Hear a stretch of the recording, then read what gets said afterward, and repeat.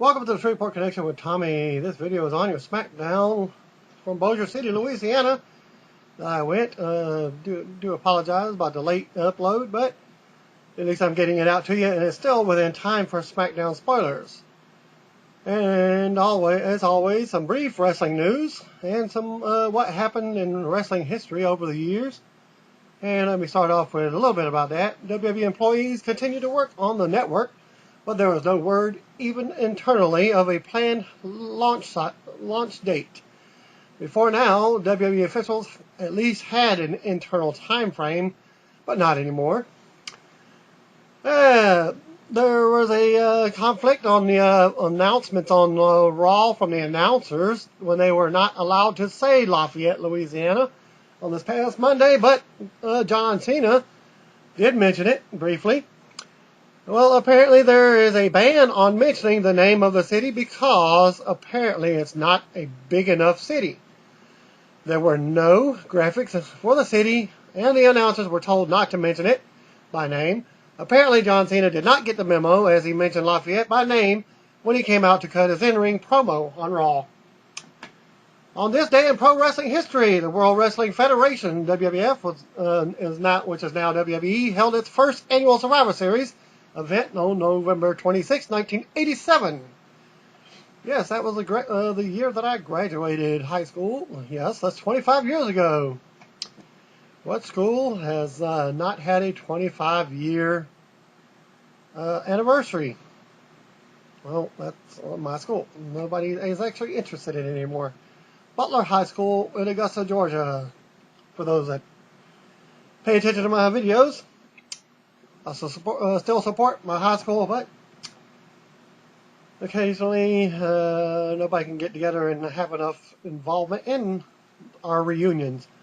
Coming off the enormous success of WrestleMania 3, which was headlined by Hulk Hogan versus Andre the Giant, the WWF distanced itself away from its competition.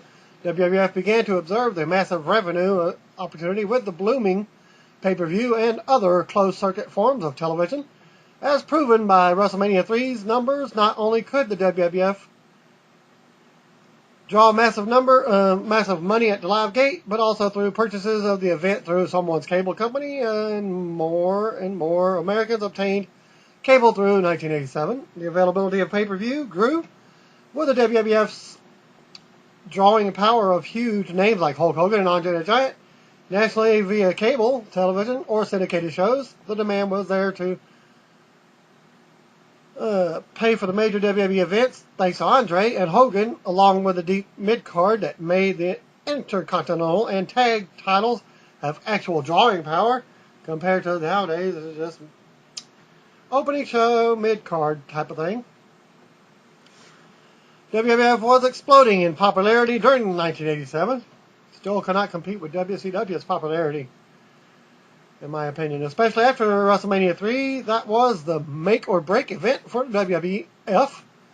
During the 1980s, the WWF, now under the leadership of Vince McMahon Jr., began to raid local territories and now also invade television markets of those territories, as opposed to the pro wrestling industry of the past that honored geographical territories. Vince McMahon Jr. had visions of a national pro wrestling company armed with the ability to challenge territories via syndication or growing availability of cable television. He's still trying to get his own network out there. Vince began to destroy territory after territory. Vince took it to a new level with WrestleMania 1 in 1985, especially when he attempted to draw a more mainstream audience towards his product. Vince figured out that the pro wrestling and entertainment industry could mix quite well. And thus for WrestleMania 1, he used music television, MTV, to garner a wider audience, as well as musician Cyndi Lauper, huge at the time. WrestleMania 2 did well, but it's quite set the WWF apart from the remainder of the competition. However, Vince had a huge matchup to offer. Andre the Giant was a big-name draw wrestler of the 1970s, as acquired from the American Wrestling Association, AWA, during the late 1983. Hulk Hogan was becoming a huge star of the 1980s thanks to his loads of charisma and probably from his Rocky III appearance, even though both Hogan and Andre actually wrestled in the WWF during the 1980 when Hogan was a heel. Yes, folks, Hogan was a heel. Hogan was a star on the rise while Andre saw better days due to his ailing health and older age. Andre had the better of their previous feuds, provided that Andre was the man that Hogan's popularity soared to the new heights upon his 1983 WWF return. Andre was turned heel as he wanted a shot at the WWF title, and the stage was set for a huge drawing event at WrestleMania 3 in 1987, and of course it did very well. WrestleMania 3 did a reported $1.6 million ticket sales, while generating $10 million on the early days of the pay-per-view. Absurd numbers for the 1987 that aren't even impressive draws for today's wrestling shows. The newfound pay-per-view money probably became addictive, as plans were underway for a second big show of the year.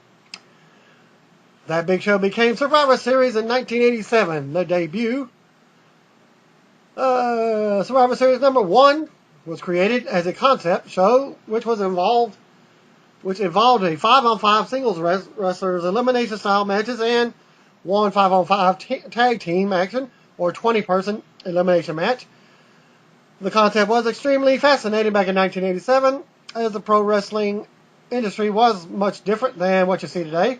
Back in 1987, many of the wrestlers within the 5-on-5 matches wrestled syndicated shows. Typically, the contracted WWF wrestler or superstar would take on a local independent wrestler or jobber instead, just like at your house shows.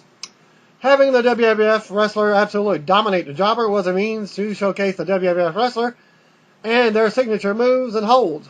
Then the real draw was wanting to see the WWF wrestler take on other WWF wrestlers at a live house show event, which is now on pay-per-view. It wasn't until WCW Nitro arrived in 1995 that this whole business model was smashed. The name wrestler versus jobber match was eliminated once WCW Nitro began giving away non-jobber matches and down their Nitro cards, with which prompted WWF Monday Night Raw to eventually follow suit. The jobber matches were over, but during 1987 the jobber matches were regular.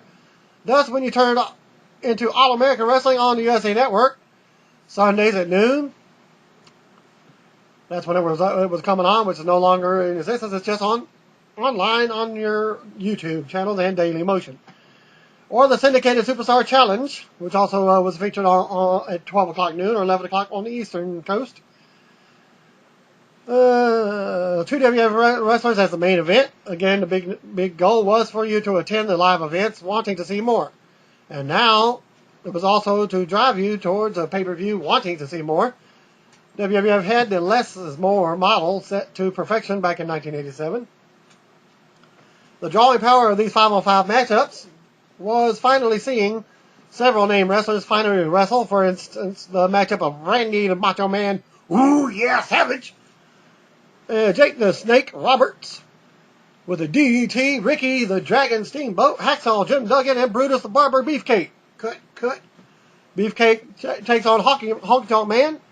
Hercules, Danny Davis, Outlaw Ron Bass, and Harley Race allowed you to see various Intercontinental title contenders get a piece of the current champion, Honky Tonk Man, in the same match. Better yet, Harley Race was a NWA Crockett region import. Each of the babyfaces could effectively take on a former NWA champion. You never saw matches with these kinds or matchups on WWF All-American Wrestling, Superstars, or Challenge because you saw non-stop jobber matches instead. What a treat. The Tag Team Survivor Series match was just awesome back then. 10 teams together to combine as 2 teams against each other. But the truth of the matter was that the WWE had about 10 decent to great tag teams to showcase. Now they may have 3. Strike Force, Young Stallions, Fabulous Rougeaus, Killer Bees, British Bulldogs versus Hart Foundation, Islanders, Demolition, Bolsheviks, New Dream Team. The excitement of the match was that when one tag team wrestler was eliminated, the tag team was also eliminated. The match got over, as did the previous one, because the WWF was displaying their Intercontinental and Tag Team title divisions in front of the fans. And I have created the Strike Force Tag Team on my PS3 for your dream matches. That's SVR 2011, 2012. Forgot which one. Dream matches on YouTube as well. Well, the Rougeos, the Killer Bees I had already created and still have the British Bulldogs, still have, I don't have Heart Foundation. I'm creating the Islanders. I already have Demolitions part of the game. Bolsheviks I don't have.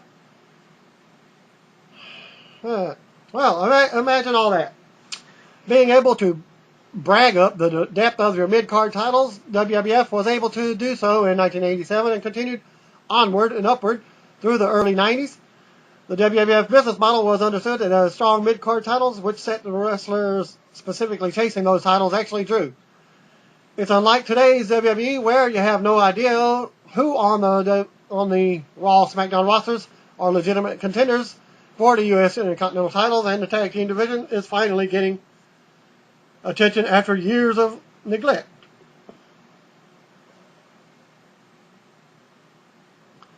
The main event of Survivor Series in 1987 was essentially Hulk Hogan versus Andre the Giant, plus 4 additional wrestlers on each team.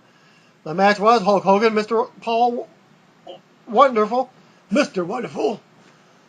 Paul Orndorff, Don the Rock Morocco, Ken, Mr. Olympia Patera, Bam Bam Bigelow, and I believe Bam Bam Bigelow was a survivor for his team, but Andre eventually pinned him. Andre the Giant was the captain of his team. With his tag team partners, One Man Gang, King Kong Bundy, Hacksaw Butch Reed, Ravishing Rick Rude. In addition to the WWF drawing fans in with Hogan versus Andre, again each year, other 8 wrestlers were able to showcase themselves in the main event match and possibly got a piece of Hogan or Andre. Better yet, the WWF could use this 5-on-5 Survivor Series match to further the Andre versus Hogan storyline that would continue onward through 1988. As a result, from that match, Andre the Giant's team won the match, thus setting up another huge singles battle between Andre and Hogan was needed to settle the score. Survivor Series number 1 in 1987 was a major success. It actually went head-to-head with NWA Starrcade event, and effectively took over the November spot from Starrcade. Vince reportedly used the drawing power of Hogan Andre to push the NWA off the pay-per-view dials in order to make Survivor Series more available instead. For 1988, the addition to WrestleMania 4 and the returning Survivor Series, the WWF introduced the world to yet another pay-per-view spectacular in SummerSlam of 1988. Then to start 1989, the WWF converted the second Royal Rumble event into another annual pay-per-view show. Prior year was added on the USA Network special.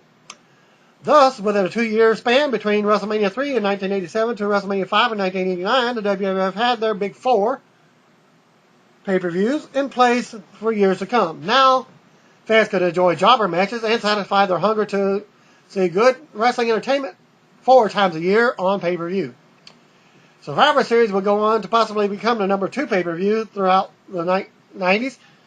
The Royal Rumble pay-per-view grew with importance over the time, while SummerSlam was mostly living off the fumes of WrestleMania events. Survivor Series seemed to be perfectly timed, almost as a midway point between WrestleManias. For a while, 5-on-5 matchups, sometimes 4-on-4, drew very well. The endless jobber matches always created a curiosity for the unique matchups, along with the prospect of building super teams stacked with great wrestlers. But then, 1991, WWF experimented with a singles matchup to help headline the show. And in Survivor Series 1991, the WWF placed Hulk Hogan versus The Undertaker in it as a singles match. First of its kind for Survivor Series. Funny thing is that Hogan versus Undertaker was not the main event. In fact, it was the third match of a 5-match card. Adding a singles match was a huge success for the WWF long term. In the years to come, high-profile singles matches would headline Survivor Series, such as earlier preview of Great Things to Come with Survivor Series 1992, which became Shawn Michaels versus Bret Hart. Undertaker versus Yokozuna at Survivor Series 1994. Bret Hart versus Bob Backlund, just as important on the mid card. Bret Hart versus Diesel at Survivor Series 95. And then Psycho Sid versus Shawn Michaels at Survivor Series 96. And of course, who would forget one of the most important matches in pro wrestling history? Shawn Michaels versus Bret Hart at Survivor Series 1997 in Montreal. Yeah, I'd argue that the WWF title tournament won by The Rock, his first WWF title, was quite important at Survivor Series 1998. Survivor Series 2001 featured the end of the WCW, ECW invasion angle. In the years following, Survivor Series had good matchups here and there, but as the WWE began to reduce their booking from long-term to on-the-fly short-term booking by 2001, each monthly pay-per-view began receiving equal hype, with the exception of WrestleMania. Traditional shows like Survivor Series and SummerSlam became just another pay-per-view, as each show lost their importance in comparison with the other monthly pay-per-views. Royal Rumble is probably the number 2 show for WWE now, although its world title contendership result of the Big Rumble match has been watered down thanks to Elimination Chamber pay-per-view. On this day in pro wrestling history, the first ever Survivor Series was created. Its sense of importance in the 25 years of existence, however, has diminished. Even when you thought that the classic 5-on-5 Survivor Series matches were the purpose that could have occurred with Team Punk versus Team Foley, was the classic 5-on-5 Survivor Series match with a purpose could have occurred with it was set to push the CM Punk versus Ryback feud further. WWE creative team undercut the match and moved Punk and Ryback to a triple threat match with John Cena instead. Just another pay-per-view. But in 1987, this was the second pay-per-view franchise created, and it was pretty darn important. And that concludes that segment of the in wrestling history for November 26th. Cody Rhodes gave an in-character interview on WWE.com, and he said that there was no timetable for his return after suffering a torn trapezoid and deltoid, as well as a separated shoulder. Rhodes does say that he dodged a bullet because he will not require surgery, only physical therapy. Cody was in character and was taking shots at Kane almost the entire interview, but he never really blamed Kane for the injury. And he comments on watching it back and forth a few times. It was just one of those bad timing things that was probably a couple of small errors from both men that compounded each other into the injury. It's good to know that Cody won't be requiring surgery. Anytime you cut, you take a chance of something going wrong. WWE legend Mick Foley offered high praise to Dean Ambrose recently. He's quoted by saying, "You have no idea how relieved I am to see at the Dean Ambrose on Raw," unquote. As Foley wrote on his Twitter account, he's also quoted by saying, "He's going to be a major player in WWE for a long time to come," unquote. Well, Foley had worked an angle with Ambrose during the WrestleMania weekend that ultimately didn't make it to television. It would be interesting to hear Foley's explanation on why those viral videos didn't go anywhere. Foley chalked it up to Ambrose bringing his children into it, but I was left feeling like that was a quick way to blow it off. And now, for your results for main event. And yes, I was live at the Bossier City CenturyLink Center. A special night for the main event. John Cena is on the show, and he makes his first appearance on the show. And he will face off with Damien Sandow. What else will happen on this week's show?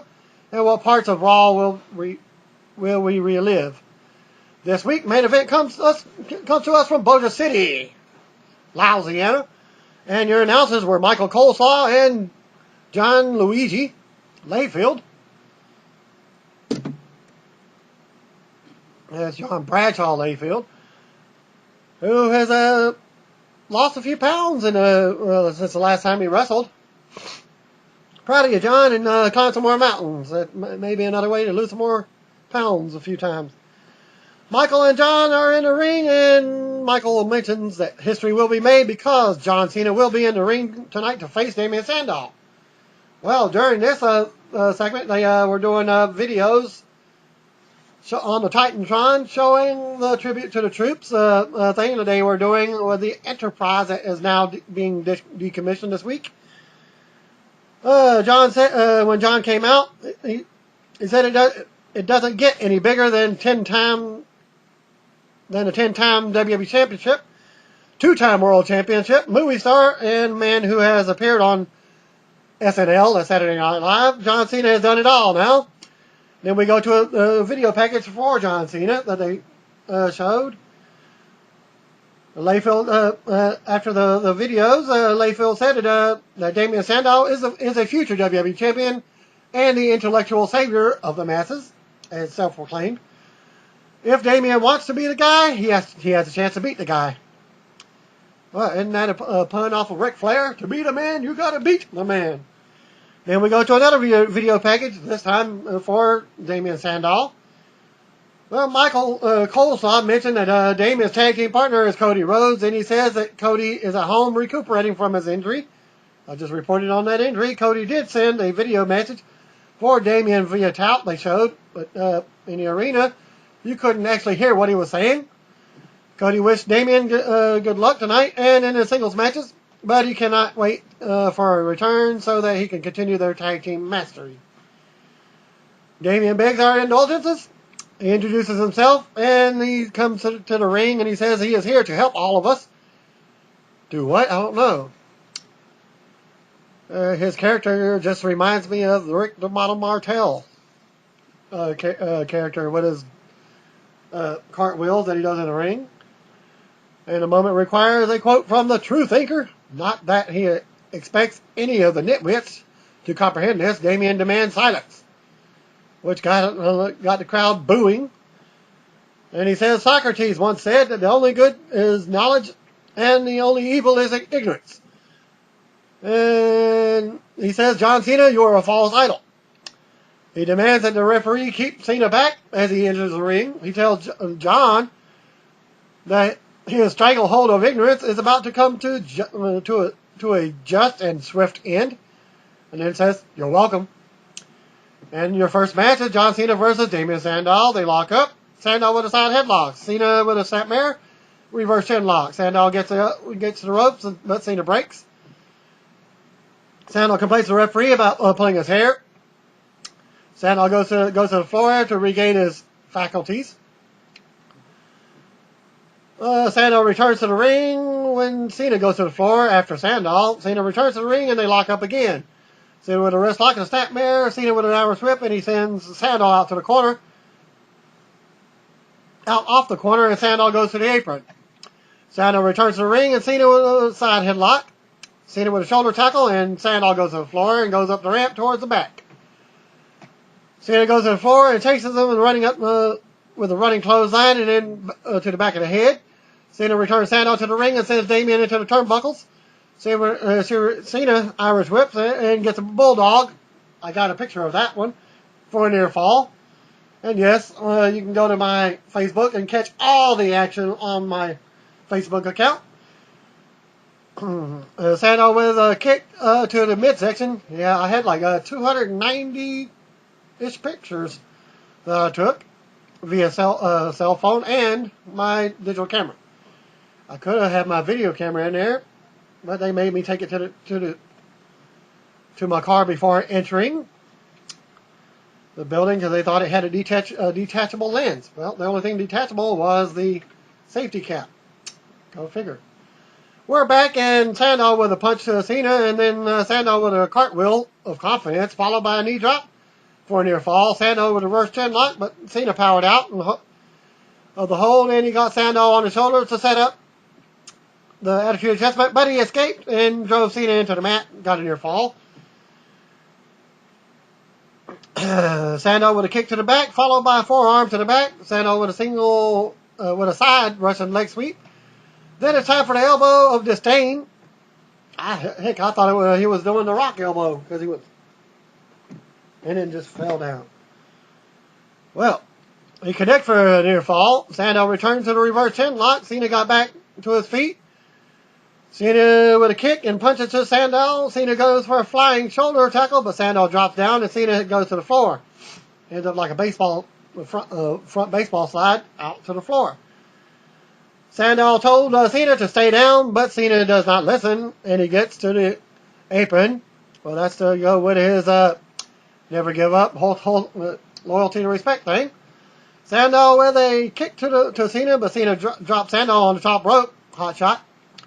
Cena returns to the ring with Sandow with a clothesline and knee drop to the ribs, and gets a near fall. Sandow goes back to the reverse chin lock. Cena with a drop toe hold and tries for the STF, but Sandow kicks Cena away. Both men go for clotheslines and both men are down. Sandow starts punching Cena with kicks and as they go back and forth for a few seconds. Sandow with a drop toe hold of his own and sends Cena into the ropes, and Sandow with a running knee into the back. And Sandow gets a near fall as they go to commercial. Well, in the arena, they kept the action going. They're back. And Sandow with a punch to Cena, and Cena gets caught in the ropes. Sandow taunted Cena and goes for a cartwheel before punching Cena. Referee warns Sandow, and Sandow bows for the fans. Sandow with more kicks and punches while Cena is caught in the ropes. Yep, he's got his arms draped in the ropes as he put himself in the ropes. Cena takes Sandow down when he gets out of the ropes and punches Sandow. Sandow goes to the floor and Cena follows. Cena gets Irish whipped into the ring steps, and they get dislodged. Sandow rolls Cena into the ring and got a near fall. Sandow waited for Cena to get up, and Sandow hits a leaping snap breaker for a near fall. Sandow with more kicks and a third cartwheel. Sandow with a knee drop, and he returns to the reverse chin lock. Cena with a back body drop to Sandow, and then he runs into an elbow from Sandow. Sandow gets another near fall. Sandow with a fourth cartwheel, but he misses a knee drop after taking too long. Cena gets his momentum back and starts off with the flying shoulder tackles, followed by a blue thunder bomb. Cena sets up for the five knuckle shuffle, and he hits it. Cena gets Sandow up for the attitude adjustment, but Sandow escaped, and Sandow with a knee to the head and got a near fall. Sandow goes for the terminus. I guess that's his move. But Cena powers out of the hold, and he takes Sandow to the mat. Cena with an STF, and Sandow tapped out.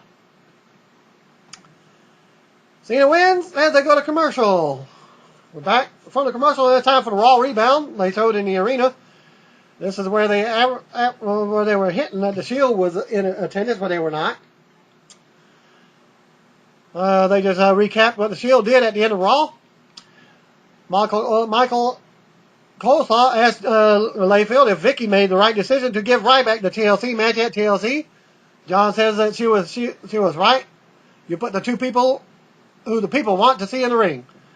Then we go to footage of the end of the match between Damien Sandow and John Cena. Highlights. John and Michael again mentioned that Damien held his own despite losing. Josh Matthews is in the back, but Damien Sandow is not with him, as he's given a note. Josh mentions that Damien handed him a letter to read. In the arena, it was shown on the Titantron. In the arena, the ignoramus reading this statement and doing so while lacking the proper intonation or panache does not deserve to share the same oxygen as the great Damien Sandow. Therefore, there will be no interview. Through victory, John Cena and the WWE Universe have proven this point. He is a false idol leading a mindless flock. The day of enlightenment has been postponed due to ignorance. You're welcome. Then we get a video package for Antonio Cesaro, which was match number 2. Antonio Cesaro versus Woo Woo Woo. They lock up, and Cesaro with a fireman's carry and a roll-up for a near fall. Cesaro with a waist lock, take down into a reverse chin lock. Ryder got to his feet, and Cesaro with a shoulder tackle. Ryder tries for a hip toss, but Cesaro blocked it. Ryder with a sunset flip for a near fall. Cesaro and Ryder both with near falls. Cesaro with a takedown, and then he sends Ryder into the turnbuckles. Cesaro with kicks, and then he hits a running European uppercut into the corner. Cesaro with a European uppercut to the back of the neck, followed by a forearm to the head. Cesaro tried for a back body drop, and Ryder tries for a sunset flip. Cesaro picks up Ryder, but Ryder with a drop kick, and sends Cesaro to the floor. Ryder baseball slide to kick onto Cesaro outside. Ryder with a kick. When Cesaro misses the shoulder, Cesaro with a kick to Ryder. Cesaro hit tosses Ryder onto the ring post. Then we go to commercial. We are back at Cesaro with a chin lock. We see footage from the commercial break when Cesaro sent Ryder into the ring post. Cesaro with a tilt-the-world backbreaker for a near fall. Cesaro leaped onto Ryder's chest with his feet, very, very similar to Low Key or Caval from WWE. Cesaro with a forearm to the back of the head and a kick to the back and gets a near fall. Cesaro with a deadlift side salto, and Cesaro with a reverse chin lock. Ryder punches out and he avoids a tilt-the-world backbreaker. Ryder comes back with a clothesline. Ryder punches and gets a knee in the corner. Ryder gets a missile drop kick, and he hits a running forearm to the corner. Ryder sets up for the broski boot, but Cesaro goes to the floor. Ryder tries for a pescado, but Cesaro with a European uppercut, and he rolls Ryder back into the ring and hits the Gotch-style neutralizer, and gets a 3 count. After the match, Cesaro said that your United States champion has something to say. Zack Ryder represents everything that is wrong with the company. The fist-pumping, hair-spiking, self-tanning internet darling who cannot cut it in the real world. And that got the crowd booing real heavily. Cesaro responds to the USA chants by reminding them that he is the United States champion. He is discussing with the people in this part of the country. He has to, because he is the United States champion, even though he is the champion of an inferior country. He is a superior champion. As a matter of fact, his record proves without a shadow of a doubt that he is the greatest champion in WWE history. Just as that, when he says that, well, that cues Kofi Kingston's music, and he's questioning Cesaro's claim that he is the greatest champion in WWE. The great thing is that you can come out and make an outlandish claim, like Cesaro just made, but he has to back it up. Kofi tells Cesaro that he is wrong. Kofi tells Cesaro that he will be facing him next week in a champion versus champion match. And that ends your program as they go to credits. And now, again, all the picks from the Bojo City centurylink event are on my account with Facebook.com, and you can search for me with Tommy Kurt. And now for your Saturday morning slam spoiler. Yeah. Kane defeats Jinder Mahal with Drew McIntyre and Heath Slater in his corner. No Daniel Bryan. The match took about 5 minutes. Well, 3MB tried to ambush Kane, but Daniel Bryan came out to help, and Kane won him with a choke slam off the top rope. Well, that was one report, but my report is he got a clothesline off the top rope, pinfall. Because how can you choke slam somebody from the top rope? Because you have to have the guy in your hands for the choke slam. Because when Daniel Bryan came out, that was the end of it. WWE match number 2, Daniel Bryan, after he came out, immediately faced off with Heath Slater in a 10-minute match. Bryan made Slater tap out to the Borgasm lock. Pretty decent match. Kane was at ringside for it. And they kept on advertising that there were 4 matches, but I believe the first match was a dark match. The dark match was Santino defeating Luke Hawk with a Cobra. Luke was bald since the last time I heard or seen pictures of him. Whenever I did look for him on FCW website, which is now NXT. And finally, SmackDown, which airs on Friday, tomorrow night. They had the announcement intro for Booker T, who never came out from the back and stayed on the screen with a public service announcement. Well, there was a fire at one of the fast food restaurants that's inside the Century Tail Center, And 95% of the crowd stayed in their seats, as I did. And even one of the security ladies that came down just said stay in your seats because the show is going to continue. So I say stay seated because I paid $35 for my seats. I ain't moving. Well, okay. First matchup was Sheamus versus Dolph Ziggler, but this was set up, I believe. John Cena couldn't come down. Okay, well, I guess they showed a Sheamus versus Dolph Ziggler in the arena. I didn't see the advertisement, but I already knew because it was advertised on TV, and they also advertised a dark match of Sheamus versus Big Show in a steel cage. That never happened. Again, they are protected by saying cards subject to change on your tickets. Well, SmackDown opens up with John Cena picking on Dolph Ziggler as he's doing a promo inside the ring. Alberto Del Rio comes out and wants Cena to leave his show. Del Rio taunts Cena, which sets up an impromptu match. Cena says he wants to wrestle him in the main event tonight, but he is happy with going at it right now. Cena defeated Alberto Del Rio. Ziggler attacked Cena on the ramp after the match, hits him with a Money in the Bank briefcase, and they showed replays on the Titantron all throughout the evening. Backstage segment with Cena and Booker T, because Booker T didn't come out. Cena is upset and wants to get his hands on Ziggler. Booker says Ziggler first has to face Sheamus tonight. Great Khali squashes his opponent, David Otunga, with a big chop as he's re-entering the ring. Hornswoggle was with him at ringside after the match, and before the match, they were celebrating and two-step dancing to get to the ring and after the match. And they did the Khali cam, as it may be on TV, it may not be, with some of the fans in the crowd. You may see my sign that Cur Dog is coming soon. If you do see it, comment on my videos. I did hold it up. It should be on the right hand side of the camera. For most of the ring action, I'm about 12, 13 rows up from the floor seating.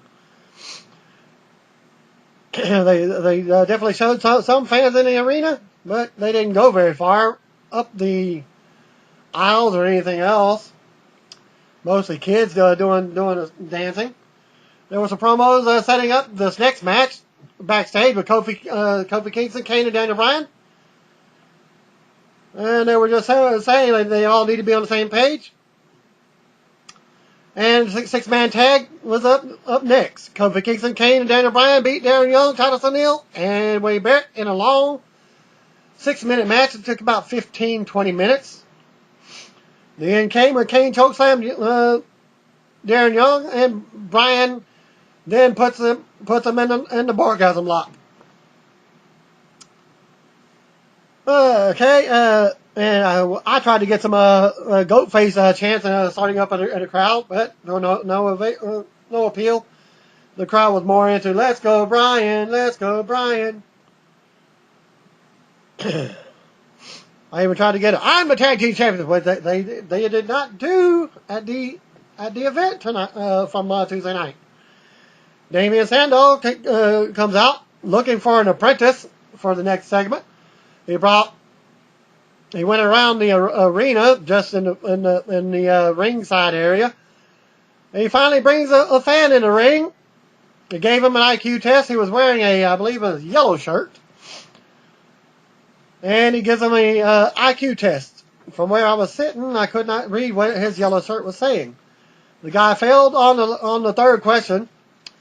He was asked some basic questions about some wrestling event and what have you. And the third question was a repeat on some type of universal question. And the answer was 13.4 million. I knew that one because I saw the show last week. Somebody there in the arena, and nobody else mentioned it. I guess they don't watch SmackDown TV. Well, Damien Sandow faced off against Tyson Kidd in a 5-minute match. Tyson did some very few high-flying moves off the top rope, which I thought was awesome. Heath Slater and Jinder Mahal defeated the Usos in another quick match. There were more action outside the ring than inside, which set up the finish. They didn't even use their normal finishing moves, as Jinder got the pinfall with full Nelson Slam. Not his normal finisher. After all, it is the Iron Sheik move with the camel clutch.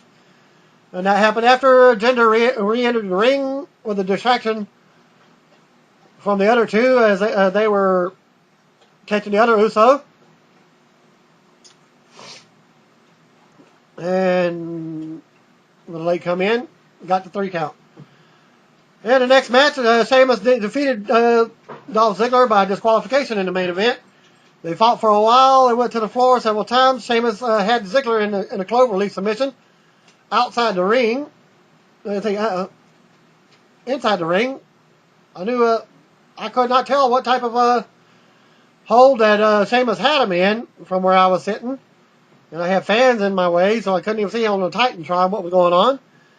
But Big Show came out and caused a disqualification by grabbing on Sheamus's head, and which may be shown differently on TV. Big Show and Ziggler then started beating down on Sheamus until John Cena ran out for the save. Cena and Sheamus then cleared the ring to end SmackDown. And after they went off the air, Cena goes to the back after shaking a young blonde's, probably might be on TV, it might have been on the main event. He was shaking a blonde chick's hand at the ringside. Well, a dark match. Sheamus versus Big Show wasn't much inside the ring because everybody thought the entire show was over. Half the crowd was leaving. And Sheamus immediately says, "Where y'all going? We still got a match to go." And he's telling the people to sit down and watch the match. And it was advertised even on television for the last 3 weeks that it was going to be a steel cage. They didn't even have the steel cage in the arena, much less backstage, because it's setting up the chairs match at the TLC pay-per-view. Well, he immediately waited to regroup. And Sheamus was Big Show had actually came down during the match and left, and he came back out. Sheamus waited a minute to regroup. Okay. The match started inside the ring. A few back and forth attempts, which got Big Show out of the ring with a clothesline, and then waited a minute to regroup himself and chase him to the ring barrier, which allowed Show to regroup and then grab a chair. The way the ref rang the bell for the disqualification, he was going to call it a count out, but Show had the chair in hand and the ref called it a disqualification. Again, the camera angle, the angle that I was at, I could not see what was going on. The announcer's table was actually in the way. As you look down, I could see the announcer's table right broad in front of me. And it was just beyond that. You can see the ring steps, but they were off that little section. And I did not even see a Spanish announce table on the show for SmackDown taping. So I guess the Spanish announcers are only on Raw. Well, back to the match. Show saw that he chased him in the ring, which allowed Sheamus the regrouping, and then as Show was having the chair in the ring, Sheamus gets in, turns around. As Big Show turns around, Brogue kicks the chair onto Sheamus. It was a little lower than the chair, but Show sold the kick. Then Sheamus posed for the crowd, sending fans home happy. Show then got out of the ring quickly and heads out out of the arena and straight to his RV and then drove off. Yep. It took me like 20, 30 minutes, and the fans were saying, yeah, I just missed a show getting into his RV and drove off immediately. All 4 RVs were already gone as Big Show was still dressed in his wrestling attire, boots and everything, got in his RV and drove off. Don't know if he was driving or not, because the RV was already gone. And there was also a WWE truck broke down. Not even as soon as they get out the gates, the truck was broke down. And it was the SmackDown crew, SmackDown 18-wheeler. Okay. First one in row was John Cena's. Then Big Show's was the second one. Sheamus was in the third one. Then an unknown RV. And there was no Randy Orton, no CM Punk live, but they were advertised. And I got to see Brodus Clay and a gorgeous blonde chick. Never seen her before on WWE TV. And a few of the fans were outside screaming for a Big Show. And he holds up his hand with his fist up and just waving before Big Show started. And the doors open, and that was before the event started. So yeah, I was in the same area. I was parked right there at my normal spot, where you can see them entering the building, where they go in. There were no other divas seen, and that was all that she wrote for that event. I did meet a previous referee named Sean Cleveland from an indie fed. I've seen him there at many events and shows, but never actually met him until this time, and I got his info and may be working with him in the near future. That is, if and when I do get my time to shine for Texas Elite Wrestling, possibly a dark match this Sunday for a tryout. That is, if a certain indie fed wrestler by the name of Court Caution says what he says he will do. After all, he was supposed to get us backstage using his indie-fed VIP agenda, and he said he seemed to be just as high as Jeff Hardy used to be. Well, after the show, as he promised, I left his presence, and he laughed his way to his roommate's car. Yeah, search for Court Caution with Texas Elite Wrestling. His matches, he loses every single one, as he was the first ever African-American champion in a company in Tyler in 2009. So if you can find that them videos, please comment me and email me back, or just send me a message on Facebook as well. Again, look for Tommy Kerr on Facebook. Thanks for viewing. Peace out.